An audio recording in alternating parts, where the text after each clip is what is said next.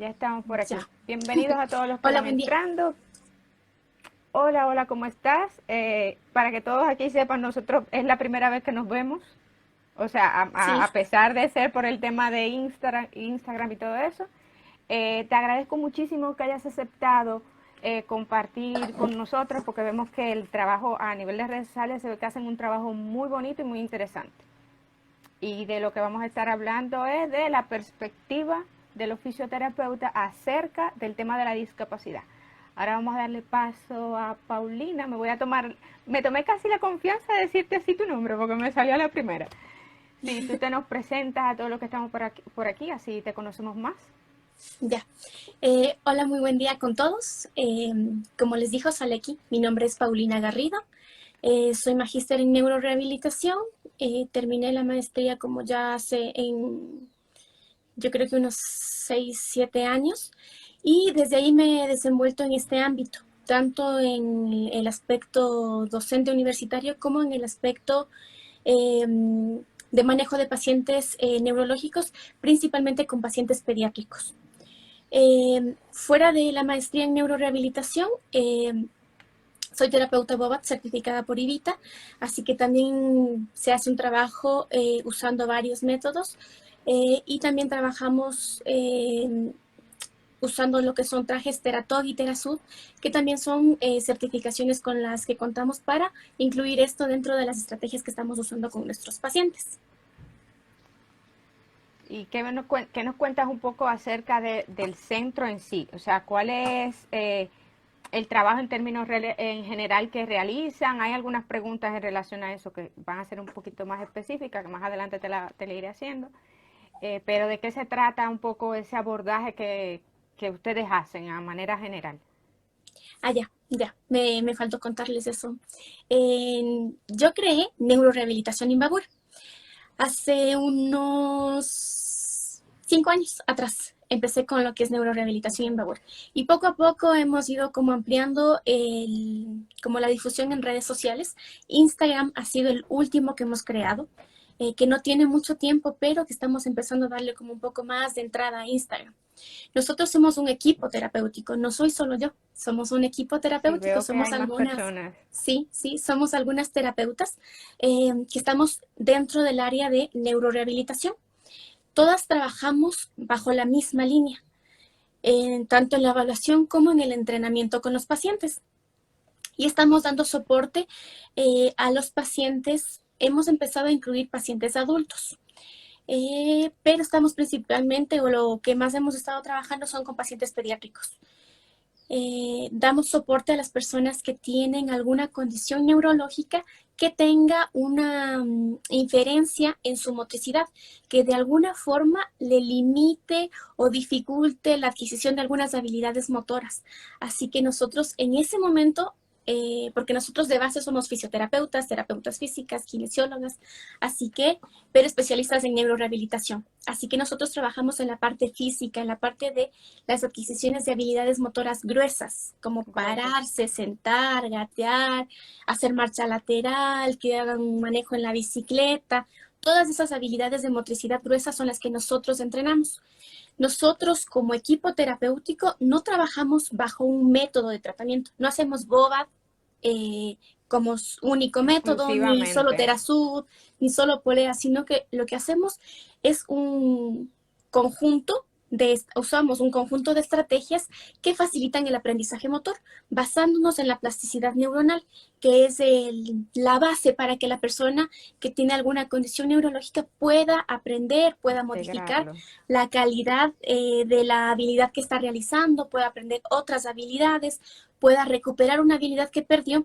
Así que basándonos en eso, nosotros estructuramos planes de intervención especiales individuales para cada uno de ellos. De forma inicial, lo primero que hacemos es una evaluación. En esta evaluación nosotros vemos algunas de sus características físicas, de sus características cognitivas, porque Cognitivas, eso va a entiendo. influir en cómo nosotros estructuramos el plan de intervención. Y luego nos vamos a hacer un análisis más profundo de las habilidades motoras que el niño puede cumplir, eh, cuáles son los recursos musculares que están permitiendo que se cumpla esa función motora y por eso la forma en la que la realiza para que nosotros organicemos los ejercicios que se van a realizar. Los ejercicios que nosotros planteamos para los niños tienen que tener un enfoque más como de un juego.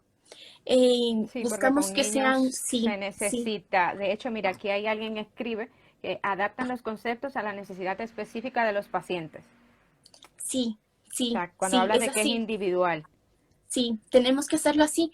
Además de que buscamos que el niño esté motivado, por eso buscamos un juego, pero este juego no es cuestión solo de jugar, sino que el juego detrás de El la realización aprendizaje de eso detrás de tiene que ese tener, juego sí, y y el tiene que cambio motor tener, también. ajá, sí, tiene que Perdona. tener el juego, tiene que incorporar el gesto motor que yo estoy entrenando para que consiga el objetivo que yo he planteado dentro de la terapia. Ok, Más o menos perfecto. así es la forma en la que trabajamos. Somos 3 terapeutas físicas en este momento y las 3 trabajamos bajo la misma línea. Es más, nosotros nos reunimos para hacer análisis de casos clínicos, porque a pesar de que, por ejemplo, yo trabajo con Sebastián, un paciente, a pesar de que yo trabajo con Sebastián, yo puedo enriquecer el entrenamiento que yo realizo con el criterio de las otras terapeutas. Así que hacemos juntas, nos reunimos y empezamos a ver qué otras cosas más se podría hacer con Sebastián para que él siga mejorando, igual con el resto de los pacientes. Ujú. Ok, aquí te hago la pregunta de una vez para no dejarles. ¿Establecen sus propios protocolos? O sea, ¿ese protocolo es individualizado o tienen algo global? Entiendo que por ahí va la No, pregunta. es cada uno, es para cada uno, es independiente. Porque si ustedes se fijan, fuera de, por ejemplo, si yo quiero entrenar que un niño camine, quiero entrenar la marcha independiente.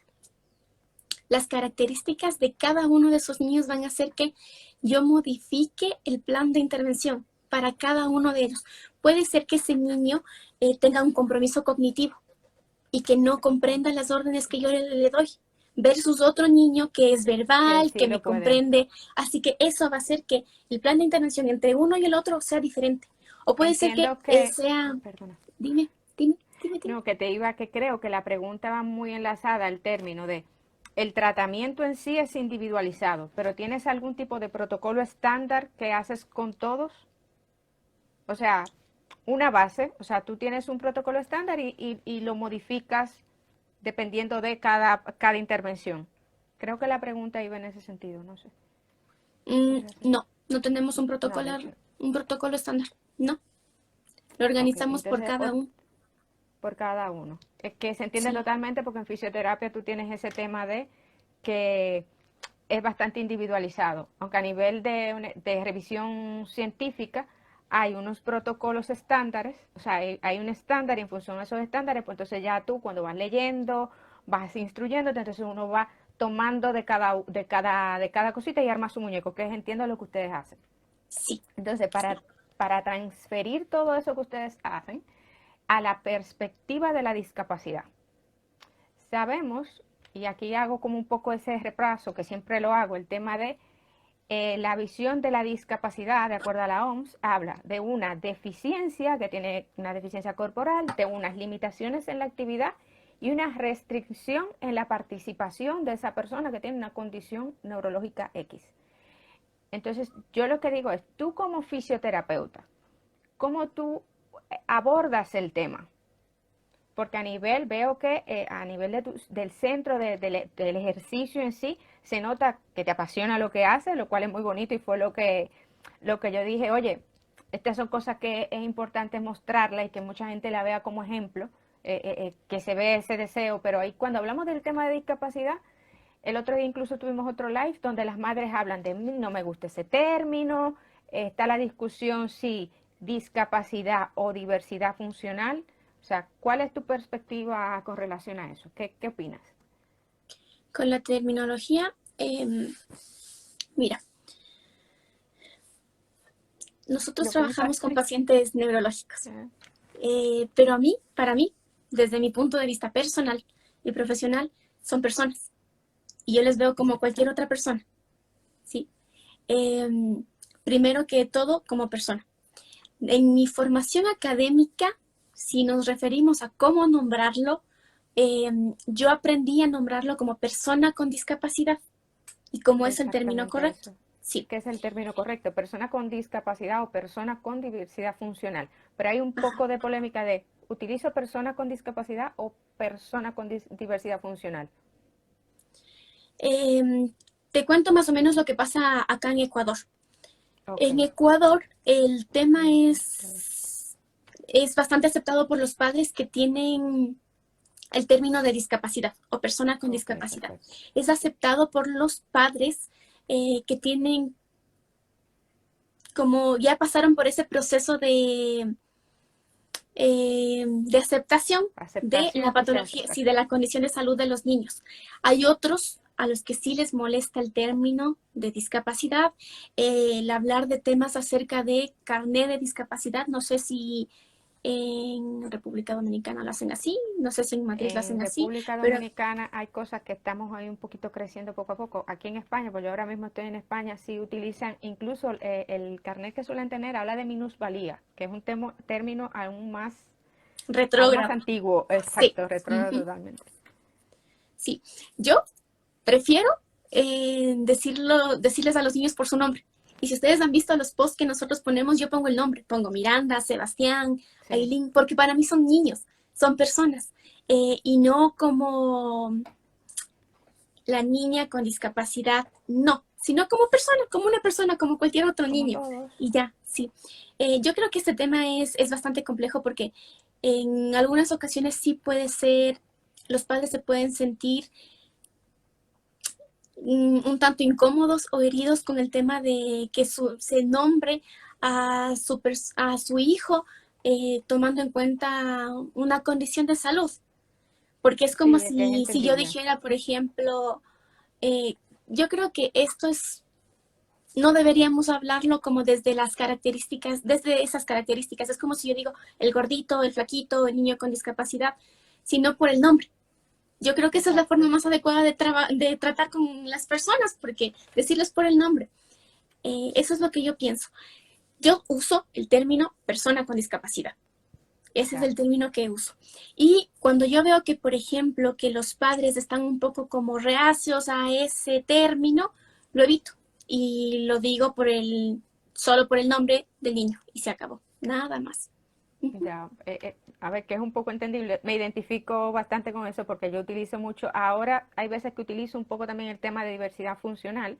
Ahí un poco porque sí entiendo que muchas personas, no solo los padres, sino en términos general, hablan de discapacidad. Eso no es una discapacidad, pero quizás, por ejemplo, en mi caso yo me dedico mucho a la parte de la investigación. Y cuando tú vas a investigar, necesitas una palabra, que es lo que muchas veces le explico a la gente. Necesitamos una palabra y es una persona con discapacidad. O sea, que Ujú. no pasa nada, porque, a ver, el tema es de que todos tenemos algo que debemos de trabajar. Todos, o Sí, sea, y es lo que dice, somos personas, independientemente de lo que estemos pasando o no. Mira, que justo lo ponen aquí, sin etiquetas. Pero eso, lamentablemente hay algunas cosas que, si estamos conscientes de que es una persona, pues no pasa nada con utilizar el término.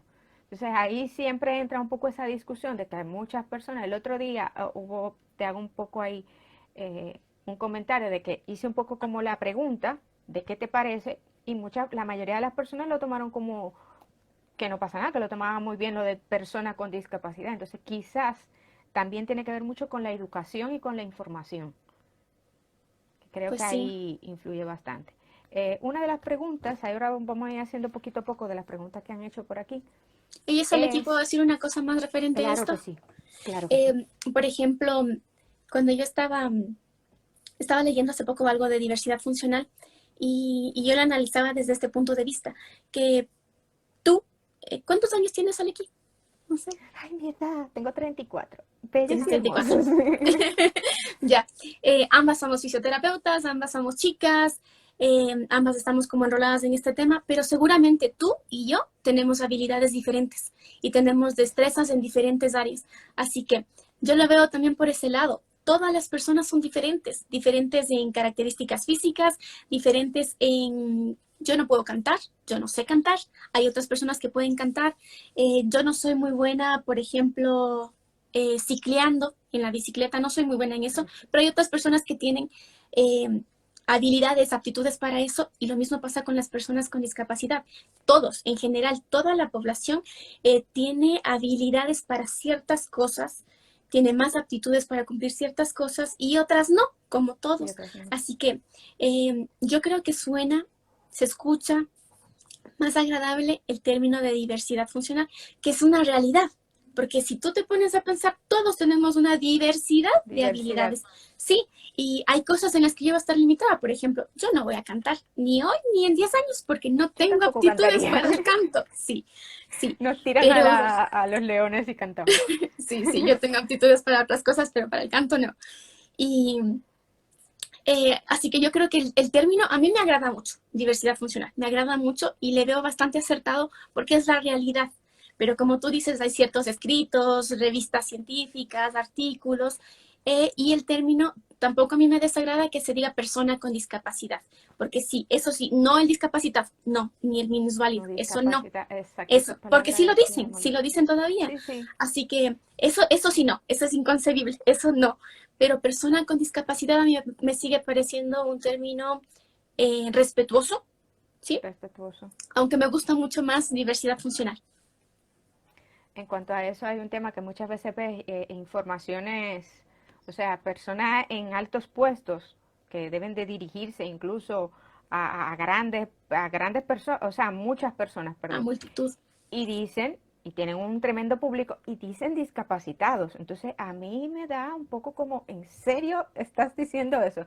Pero al mismo tiempo entiendo de, bueno, si no tienes la información, si no tienes la educación, pues no lo vas a decir. Y no necesariamente sea por discriminar, que muchas veces se entiende eso. No necesariamente es por eso, sino es que no tienen la información y quizás nosotros somos los responsables de que todo eso, de que se sepa. Incluso el Claro, tema de las redes sociales lo podemos utilizar para eso, de mira, esta es la información, utilízala de esta manera, que para que toda esta comunidad, bueno, pues crezca y se sienta más cómoda. Aquí hay pues sí. alguien que dice, en ocasiones, por lo menos en México, el usuario es DMR97 Fisio. En ocasiones, por lo menos en México, hay muchos estereotipos. Y creo que eso es algo que sucede A a ver, que nivel eso mundial. sucede en términos generales, en todos los lugares sucede esto por lo mismo, pero creo que necesitamos información. Aquí te lanzo de una vez otra pregunta. ¿Cómo va la accesibilidad?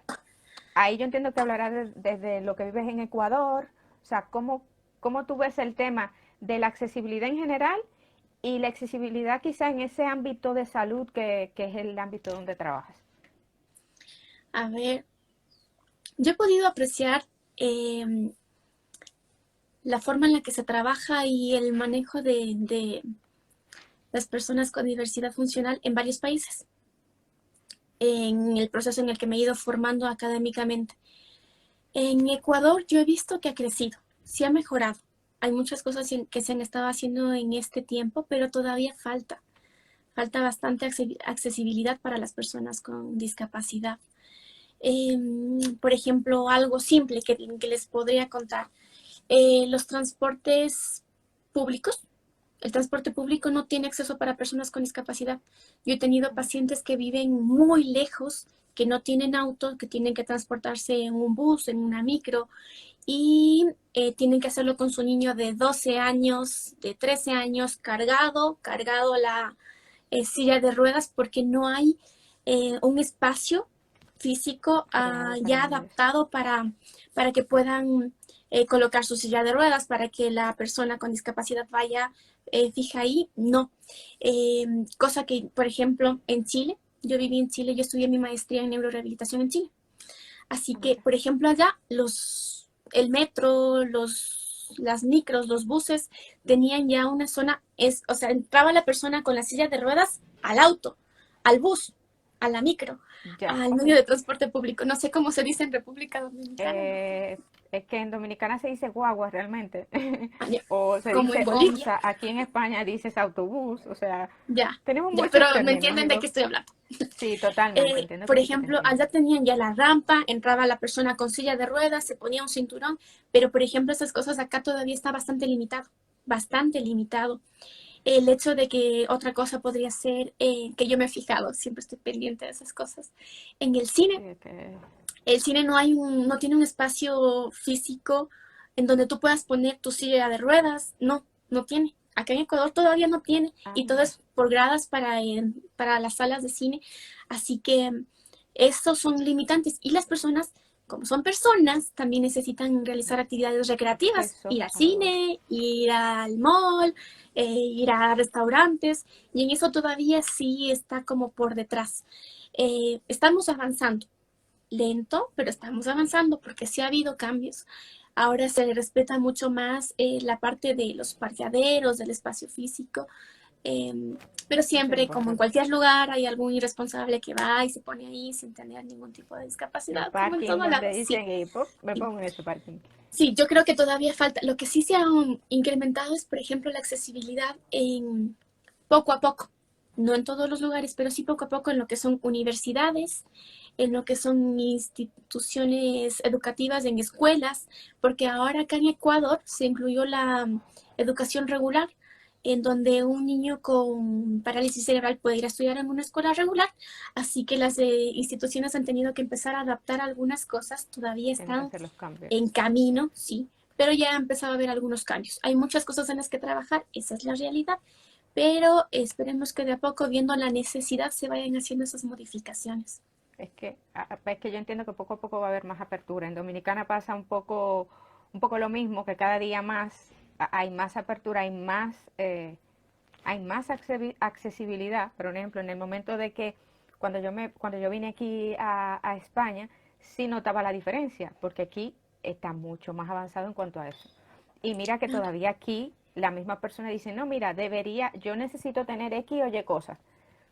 Pero claro, cuando tú te das cuenta y dices, oye, valora lo que tienes, porque lamentablemente comparar nunca es bueno, pero cuando tú comparas, tú dices, mira, en mi país estamos comenzando a hacer cambios.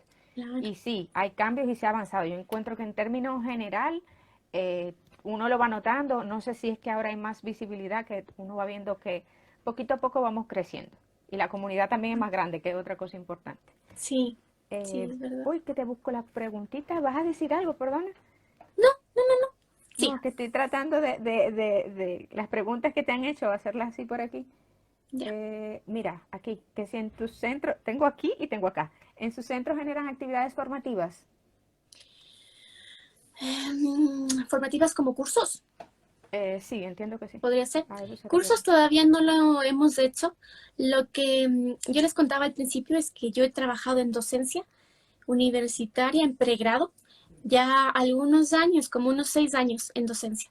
Así que como yo tengo el centro de rehabilitación neurológica, lo que he hecho es dar la apertura para que los estudiantes vean como otra forma de trabajo, eh, pudiendo ir al consultorio, permitiéndoles que sean parte del análisis de los casos clínicos cuando lo hacemos, cuando nos juntamos todas las Sí, terapeutas a ver otro tipo de ejercicios. Nosotros trabajamos con jaula. A mí me encanta la jaula. Me encanta la sí, jaula porque facilita muchas cosas, por eso. te da más Así que movilidad, te da más sí, sí, sí. herramientas. Así que cuando hacemos entrenamientos en la jaula, vemos diferentes formas de suspensión, otros materiales para suspender.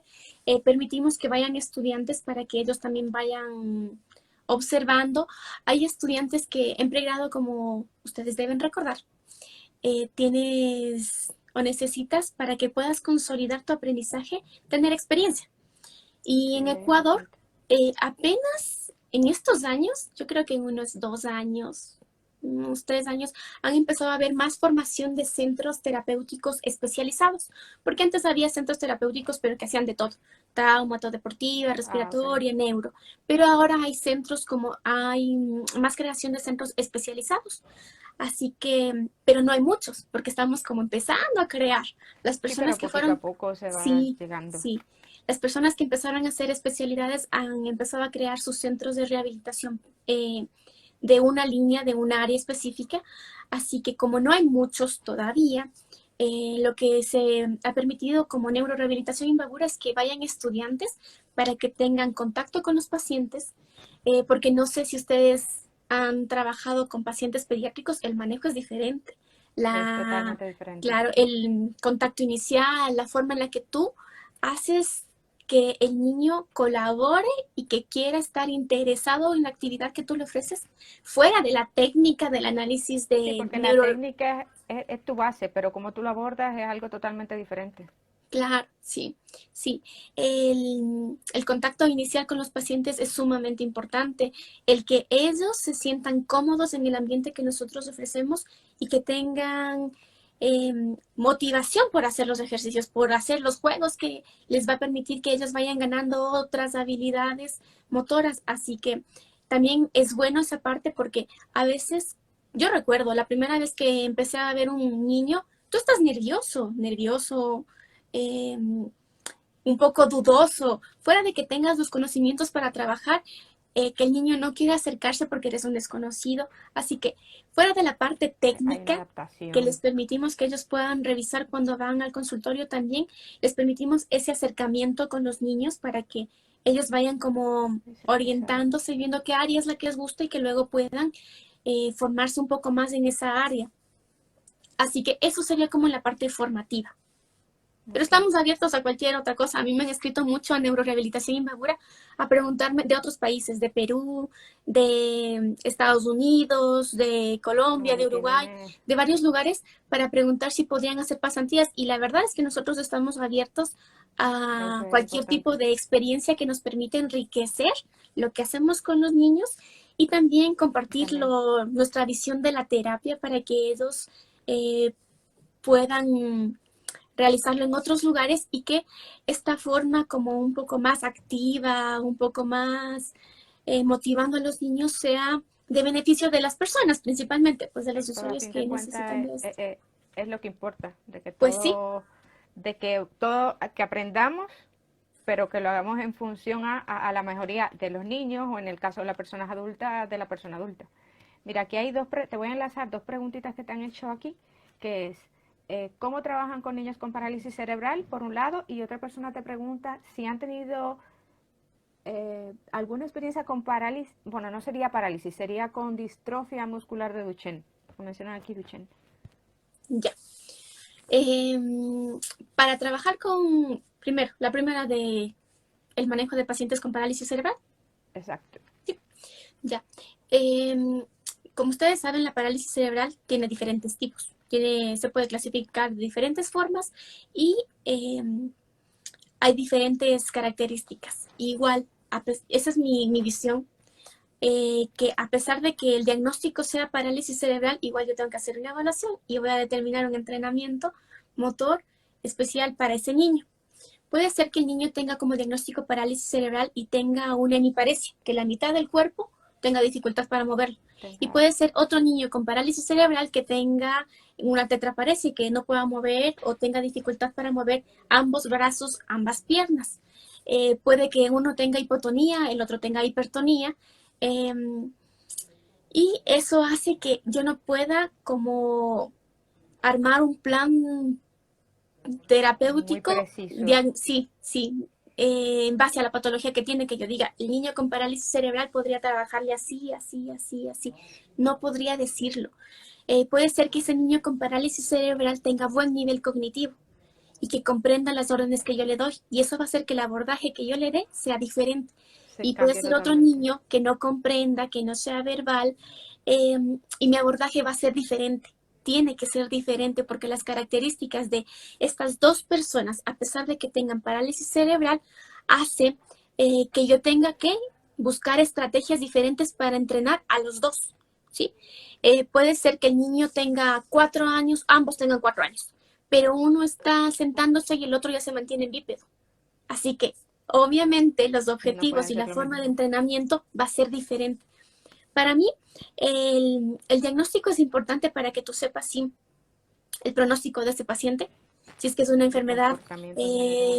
degenerativa, si es que va a seguir aumentando el nivel de eficiencia que tenga la persona o si es que es estática, qué otro tipo de complicaciones podría tener, pero nosotros armamos el plan de intervención en base a las manifestaciones clínicas que tenga, a las manifestaciones neuromotoras y entre cada persona es diferente.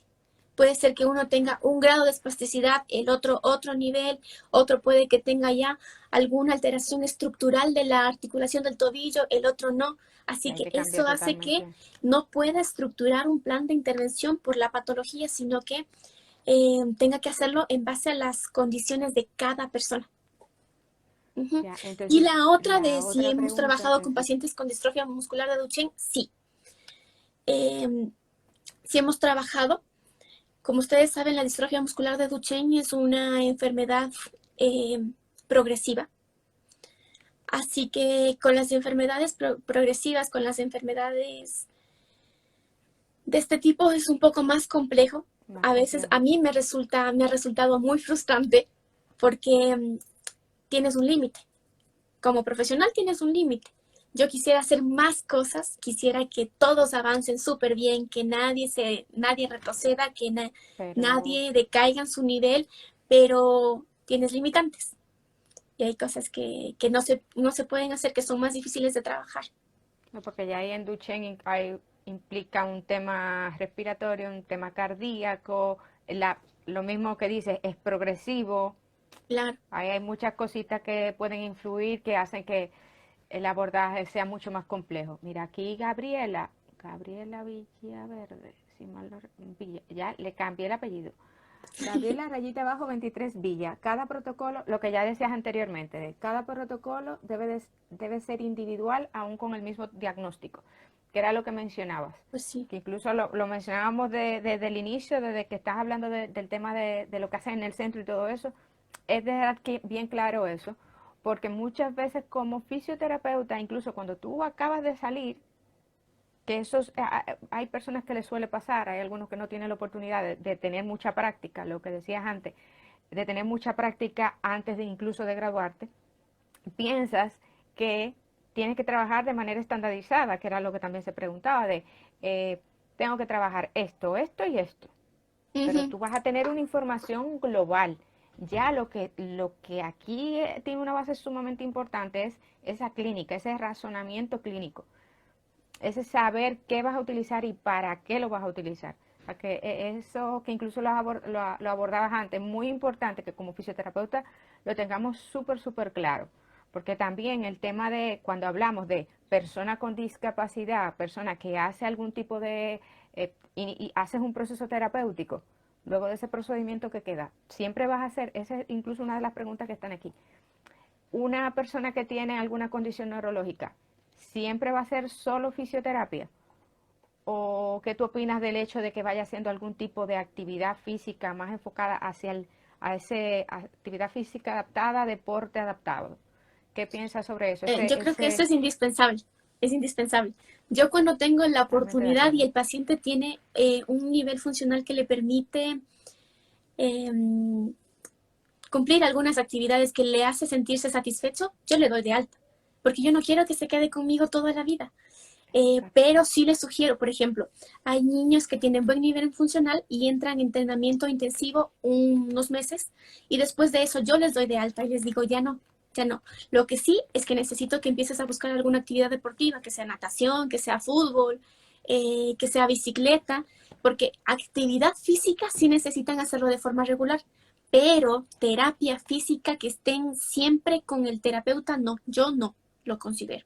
Yo creo que cuando ya alcanzan un nivel funcional bastante bueno, hay que empezar a incluir las actividades deportivo-recreativas para que esa persona siga en actividad física, siga fortaleciendo sus músculos, sigan sus articulaciones movilizándose, pero que lo haga ya con más inclusión en el entorno en el que está, que vaya al parque el fin de semana, que vaya con un grupo de niños a recibir un curso de natación, que acá hay muchas montañas donde yo vivo, que vaya a hacer como senderismo, trekking con su familia, Hacer algo. que hay ese tipo de actividades que le van a seguir demandando físicamente y van a permitir que él siga mejorando algunas características de sus habilidades motoras, que siga manteniéndose fuerte, eh, pero no tiene que estar ligado siempre al terapeuta físico. Cuando ya tienen cierto grado, yo creo que hay Hay que que dejarles dejarlo que volar. sigan experimentando porque es la experiencia lo que te permite aprender, que tú crees más redes neuronales, que aprendas más cosas, que vayas puliendo las cosas que ya tienes. Así que eso es lo que yo pienso, que sí es importante incluir las actividades deportivas adaptadas para las personas. Adaptadas. Mira, aquí ya hay una pregunta, de hecho, ¿y cómo manejan la transferencia de lo clínico a lo lúdico? Entiendo que se refiere un poco a lo mismo, pero ay, se me ha ido. Si ustedes tienen en Ecuador, ¿tienen alguna institución que haga este tipo de transferencia? O sea, ¿tú misma lo derivas o tú le dices, mira, tú eres capaz de hacer esto? ¿O ustedes tienen algún tipo de institución que gestione este tipo de, Mm, o sea, que ¿Sabes qué sería gestiona las bueno? actividades? No hay. En el Ecuador, Ah, que no. yo conozca, no hay, todavía no hay. Nosotros somos los que sugerimos estas actividades como extra que ellos deberían empezar a hacer, em, pero sería excelente que haya una parte, un área o una clínica que haga trabajo pediátrico deportivo y que pueda tomar estos pacientes que ya salieron de nuestro entrenamiento motor, que lograron un nivel funcional bastante bueno y que empiecen a hacer deporte adaptado. Hay aquí, donde yo vivo, en Imbabura, en una parte de Ecuador, que hay como la federación donde hay un grupo de personas con discapacidad que hacen actividades de esto, pero como el paso de los niños que ya tienen un buen nivel funcional y que empiecen a hacer actividad deportiva, no, todavía no Ya, lo hay. Que sería súper ese bueno que, trampolín. que se cree ese extra que es indispensable. Ujú. Es que es una parte que considero que es bastante importante. Ahí te podría decir que, por ejemplo, en Dominicana existen instituciones, pero no necesariamente que hagan esa transferencia. Es uno. O sea, existen instituciones como el tema de Olimpiadas Especiales, instituciones de esta, Claro. Paralímpicos y todo esto, Ujú. pero que la transferencia en sí no es que de la fisioterapia lleguen ahí. Muchas veces llegan por su cuenta, que de hecho aquí dicen o lo hacen por su cuenta. La mayoría de las veces lo hacen por su cuenta. Aquí en España sí hay algunos, yo en algún momento estuve en lo que es el Hospital de Parapléjicos de Toledo, que Ya. es el nombre bastante conocido, y aquí sí tienen programas dentro donde ellos incentivan esa parte que tiene que ver con actividad físico-deportiva.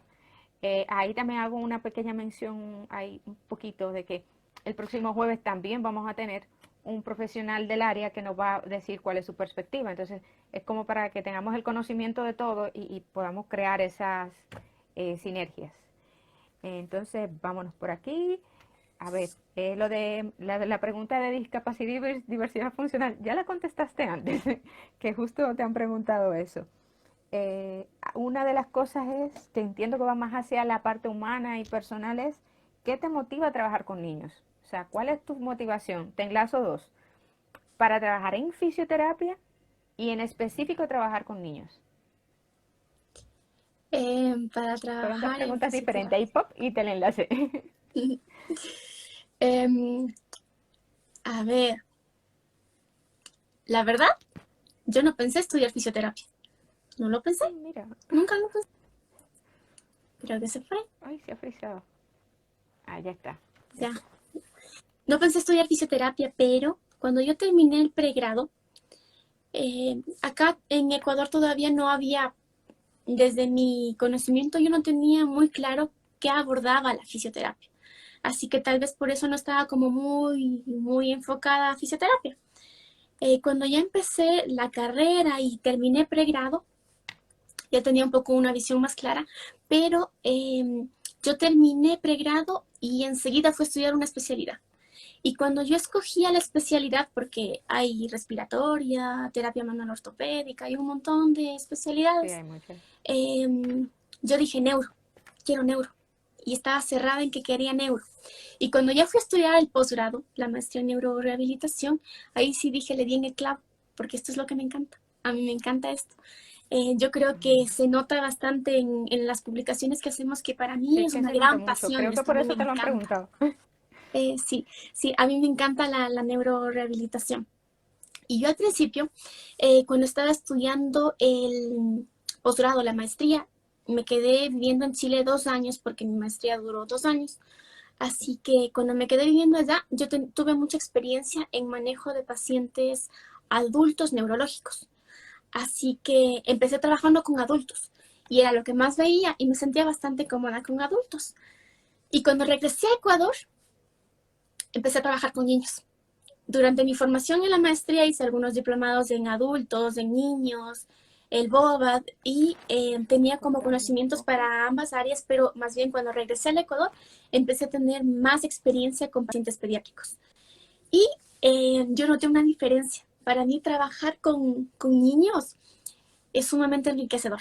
Es muy enriquecedor para mi vida. El trabajar con niños y la forma que abordas el entrenamiento con los niños, el ambiente que se da con los niños es diferente para mí, Sí, desde mi es que perspectiva. es diferente totalmente. Estos niños, por ejemplo, con sus ocurrencias, con sus juegos, con sus sonrisas, con sus miradas, hacen que el contexto de la terapia sea muy agradable, sumamente agradable. Para mí es como ir a hacer como ir a jugar con niños, Sí, en donde eso es lo que uno, es la es sensación que sumamente uno le da. demandante físicamente, es bien demandante. Yo he tenido oportunidad, como les decía, de invitar a estudiantes, han ido estudiantes conmigo y entrenamos a veces 2 personas con el niño y los dos salimos exhaustos. O sea, no los dos, los tres, los dos. Yo como terapeuta, Todos. el estudiante que me está ayudando y el niño, todos salimos exhaustos porque es sumamente demandante el entrenamiento. Pero fuera de eso, se crea un ambiente sumamente, con una energía sumamente rica, Y te porque queda como una buena sonríen, vibra. juegan, hacen bromas, También porque te miran. pelean un poquito y hacen su rabieta, que eso también es Sí, importante mencionar. sí, sí, sí, sí, sí. Yo hice Que un curso de también pelean manejo mucho. de conducta de ABA que me sirvió mucho para manejar estas cosas porque sí, pues son niños y a veces dicen, no, Son no quiero. niños. Hoy no quiero hacer ejercicios. Estoy cansado y no quiero. O este ejercicio no quiero. Así que tú vas buscando la forma de engancharle al niño para que realice la actividad que le va a permitir mejorar. Si hacemos pausas, le damos un tiempo, cambiamos de actividad si no es la que le agrada, buscamos otra actividad que le permita cumplir el mismo gesto motor y que siga entrenando, pero que lo haga con una mejor actitud. Eh, a mí me gusta mucho lo que hago. La neurorehabilitación pediátrica a mí me encanta y creo que va a seguir en esto porque me gusta mucho, me siento muy bien. Eso es Fuera de importante. eso, fuera de la parte ambiental y de lo enriquecedor que es para mí, yo creo que me siento sumamente cómoda trabajando con niños con condiciones neurológicas porque yo veo en ellos personas que de una lucha constante, personas que desde que nacieron, a veces desde la gestación, han estado luchando todos los días y a pesar de las adversidades que cursan en este proceso, a pesar de las caídas, de las dificultades, de las complicaciones que han tenido, siguen luchando. Y fuera Sí. de eso, a pesar de que siguen luchando y de que es bastante esfuerzo que hacen ellos y sus familias, a pesar de eso, siempre son felices. Siempre tienen para regalarte una sonrisa, para decirte alguna palabra bonita, para darte un beso, para darte un abrazo. Así que yo les admiro mucho a ellos. Y creo que eso es una de las principales cosas que a mí me ha motivado para trabajar con pacientes neurológicos. Mm, mm. Que son, es que es algo es bonito. Mira, aquí te dicen, espera, que se me va porque han comentado varias personas aquí. Las felicito por su gran labor. Gracias, nos lo dicen a las dos aquí. Reflejas una gran empatía. Enhorabuena. O sea que ahí te lo dicen y eso es bueno porque también que reconozcan un poco lo que hacen o que quizás no estés buscando eso, pues igual eso te, te da, o sea, te hace sentir bien, que no pasa nada con eso. Dice muy enriquecedora la charla y aquí habla alguien de ABA, conducta y AIRES, integración sensorial, herramientas muy buenas. Habla de las herramientas que puede utilizar, lo cual que son muy válidas y en este tipo de contexto pues, realmente son importantes. Aquí veo si algunas de las cositas que han preguntado. Nos falta. Bueno, aquí hay dos cosas que sería, si ustedes hacen la práctica de la fisioterapia comunitaria y lo otro sería de qué se tratan las terapias intensivas. O sea, en el momento que haces el abordaje de terapia intensiva, de qué se trata. O sea, que tú digas dos que lo digas en algo súper breve, porque sé que una terapia intensiva tendría que explicar diferentes aspectos, pero hacerlo un poquito breve, lo más resumido posible. Ya, a ver, lo de la terapia intensiva, eh, hay información científica que sustenta el hecho de que se puedan realizar planes de intervención con mayor carga. Nosotros por lo general, a ver, para que se pueda dar el aprendizaje motor, para que la persona pueda aprender, para que yo pueda modificar el cómo se están conectando las neuronas y que yo vea una modificación en la habilidad motora, requiere de repetición y de variabilidad. Yo necesito que el gesto motor se repita varias veces y en ambientes diferentes. Así que usando esto, los principios de cómo yo podría ganar mayor fuerza muscular, que la persona mejore la coordinación en cuanto a la contracción muscular y le permita cumplir una función, usando esa información, se sustenta que se realicen entrenamientos intensivos. Los entrenamientos intensivos tienen una mayor frecuencia de visitas. Nosotros, por lo general, vemos a los pacientes 4, mínimo 3 veces por semana. 3 veces por semana, 4 veces por semana, 5 veces por semana. Pero en un entrenamiento intensivo, los que nosotros hemos estado armando, tienen que ir 5 veces por semana. Y hemos estado armando como variantes de este entrenamiento intensivo. Por ejemplo, tienen que entrenar 2 o 3 horas diarias, depende de la condición del niño, y entrenan entre 3 o 4 semanas seguidas. Se hace una evaluación inicial, se ve cuáles son las condiciones y en base a eso se estructura un plan de entrenamiento progresivo en complejidad de las tareas que se están cumpliendo por cada semana, que tiene una organización diaria de qué actividades se van a hacer. De forma inicial se hace una preparación de tejidos, luego se puede hacer un fortalecimiento selectivo de la musculatura y luego se puede hacer actividades funcionales, que con eso estaríamos como trabajando la parte preparatoria, la parte de fortalecer de forma individual y luego que todo se englobe en el aprendizaje motor cuando empiezo a hacer entrenamiento funcional, porque hay un montón de evidencia científica, un montón de artículos científicos que muestran que la persona puede aprender más los gestos motores, las habilidades motoras, cuando yo le enlazo con una actividad funcional, cuando la persona está conectada con el juego que está realizando. Yo quiero aprender a patear la pelota, no a contraer al psoas, al cuádriceps, no, sino a patear la pelota, y es ahí cuando yo genero el aprendizaje motor. El entrenamiento intensivo lo que busca es que nosotros veamos cambios un poco más pronto, que no sean tan largo el tiempo que tiene que pasar de terapia para que yo vea un cambio. Así que se le exige un poco más a su sistema musculoesquelético y neuromotor, dándole más información, buscando que esta persona pueda generar ese aprendizaje. Eso más o menos en resumen. No, pero has hecho un resumen excelente, porque sé que es que la terapia intensiva, todo lo que implica, podría durar mucho hablando solo. Eso es un tema para un live entero, creo. Y lo de la fisioterapia comunitaria, tú misma lo estás diciendo, tú estás buscando algo que sea funcional, pero ¿ustedes hacen fisioterapia comunitaria? O sea, ¿salen del centro y hacen actividades fuera? Mira, en la parte de cada paciente no lo hemos estado haciendo aún. No, el tiempo ha sido sumamente corto, restringido. Yo creo que más bien ahorita que estamos en esto del aislamiento social, ha dado como cabida para pensar en otras estrategias, en otras cosas, en otra forma de organizarnos. No lo hemos hecho en cada uno de ellos. Por ejemplo, que yo he querido hacerlo, pero todavía no he podido, en ir con los niños a la escuela, que yo quiero, pero no me da el tiempo, pero yo he querido ir con los niños a la escuela y ver cómo es la clase de educación física, cómo se desplaza el niño en los corredores de la escuela, cómo hace el ingreso al aula. Esas cosas todavía no se han estado haciendo. Pero lo que sí hacemos es que, lo que sí hemos hecho es que nosotros como equipo hemos ido como a comunidades que no tienen acceso a servicios de salud especializados. Por ejemplo, acá, ¿cómo sería? Como comunidades. Comunidades, no sé, ¿sí? Sí, como áreas más rurales. Áreas donde no hay hospitales, no hay centros de terapia, donde hay muchas personas y personas con discapacidad, pero que no tienen acceso a centros terapéuticos. Ok, tienen unidades de Ya, atención básica. pequeñas, Sí, sí, básicas, sumamente exacto, básica. la atención primaria, Ya, sí, que sí. muchas veces Ellos, no tienen a esas fisioterapia. zonas lo que hemos estado haciendo es ir nosotros como equipo a hacer evaluaciones, porque una parte importante para estos pacientes, para este entrenamiento, es que se detecte lo más pronto posible.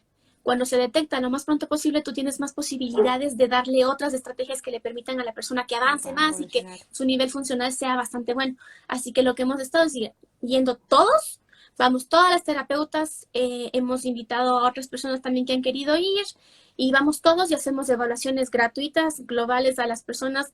Nos hemos Ah, puesto en contacto interesante. como con el líder de esa comunidad, de ese sector, para que él difunda cuándo vamos a ir, en qué horario vamos a ir, que sepan que el servicio es gratuito, cuál es nuestra área en la que trabajamos para que las personas que necesitan vayan y nosotros les evaluamos. Si son casos de estimulación temprana, les damos como sugerencias de qué otras cosas pueden hacer. Si es que detectamos que hay algún tipo de retraso psicomotor simple, les damos como pautas de que podría hacer esto, colocarle en Sala, estas ok. posiciones, hacer estos juegos, para que ellos que no tienen ningún otro factor de riesgo que pueda estar mostrándonos que el niño va a tener un retraso marcado, puedan nivelarse lo más pronto posible. Y cuando vemos si es que existe algún caso que sí demande, que tiene factores de riesgo como que el niño tuvo un Apgar bajo, que hubo una asfixia, un traumatismo cráneoencefálico, que muestre que el niño puede tener algún tipo de condición neurológica que no ha sido diagnosticado, si le explicamos cómo debería realizarse el proceso para que tenga conocimiento. Porque a pesar de que nosotros lo tenemos claro, hay mucha gente Que no que lo cree tiene que se claro. le va a pasar, que es un ratito. Y así que les explicamos cómo les damos una visión más clara. Eso es lo que hemos estado haciendo en comunidad. Sí queremos ampliar otras cosas, pero ahí vamos, pues, de Pero a poco. implica Sí, mucho. sí. Bueno, Paulina, creo que el tiempo se nos ha hecho corto porque hemos hablado muchísimo, pero Instagram ya casi está acercándose al momento de decirnos bye bye. A mí me gustaría que tú, principalmente en este tiempo de confinamiento, tú digas dos cosas a a esos profesionales de la salud acerca de esa, cómo tú percibes la discapacidad, pero dos cosas que deberían de recordar y tener siempre pendiente cuando van a atender a alguien con una condición neurológica. Ese es uno a los profesionales de la salud y uno a la familia. ¿De qué tú le dirías? Y con eso ya ahí vamos a ir cerrando el live porque nos queda poquito tiempo ya. Ya. A los profesionales de salud, lo que les quisiera decir es que no olviden que a pesar del diagnóstico que tengan, son personas. Y son personas que merecen respeto, que merecen cariño, que merecen que ustedes sean solidarios, que sean amables con esas personas como con cualquier otra persona. Que ustedes les exijan en la terapia, porque también a veces pasa que tenemos como cierto comportamiento como más como cuidándoles, un poco más protegiéndoles, pero sí necesitan que se les exija un poco porque tienen posibilidades de mejorar. Así que tenemos que verle como una persona, como cualquier otra persona, con ciertas características que va a poder mejorar y que nosotros vamos a poder ayudarle en ese proceso. Y a los familiares lo que les podría decir es que en este tiempo que estamos en casa, no se olviden de entrenar, que es sumamente importante que Exacto. sigan con su proceso terapéutico, que si su terapeuta no le dio indicaciones de qué debe hacer, usted seleccione algunos de los ejercicios que venía realizando y siga realizándole actividades a su niño en casa, porque ya vamos algunas semanas en casa y es importante que se realice actividad física, no solo de las personas que tienen discapacidad, sino de todos, pero De todos. principalmente de su niño que no que tiene dificultades para sentarse, para caminar, tiene que estar en actividad física y que no pierda lo que ganó durante estos años entrenando, que siga con ese proceso y siga mejorando. Eso es lo que les podría recomendar. Bueno, pues muchísimas gracias. Vamos a darle gracias a todas las personas que han estado por aquí. Hay muchas personas que han estado muy activos. Síganle dando a los corazoncitos a todos los que les gustaron lo que hemos hablado hoy. Espero que esta oportunidad se nos dé de nuevo, que hablemos ya de un tema más específico, como la terapia intensiva, nadie sabe. Pues sí, Ahí lo dejo, como decimos aquí. Y darte las gracias a ti por tu disposición y por todo lo que has compartido, porque entiendo que ha sido de mucha utilidad tanto para los profesionales como para los familiares y las personas que están interesadas en este tema. Ahí te dejo un momentito ahí para que te despidas de tu público porque has tenido un gran público. Y nada, con esto acabamos. Ya. Igual yo te quiero agradecer, Saleki. A pesar de que no nos conozcamos, ha sido una conversación sumamente amena. Muchas gracias por esta oportunidad de conversar ambas y de que yo pueda enriquecerme con tus comentarios, con las personas que nos están escribiendo. Muchas gracias. Espero que podamos hablar de otro tema y que sigamos en contacto. Eso es todo. Bueno, Gracias a todos. ya, muchas gracias a todos y gracias a ti. Así que me le voy a adelantar a Instagram para que no nos diga bye bye. Muchísimas gracias y ya sabes, si tienen alguna pregunta pueden ir a su usuario y seguir escribiendo y mantenemos aquí el contacto para seguir aprendiendo y divulgando información sobre condiciones neurológicas y temas de discapacidad o diversidad funcional. Muchísimas gracias. Ya. Hasta Chao. luego. Que estén bien. Bye. Bye.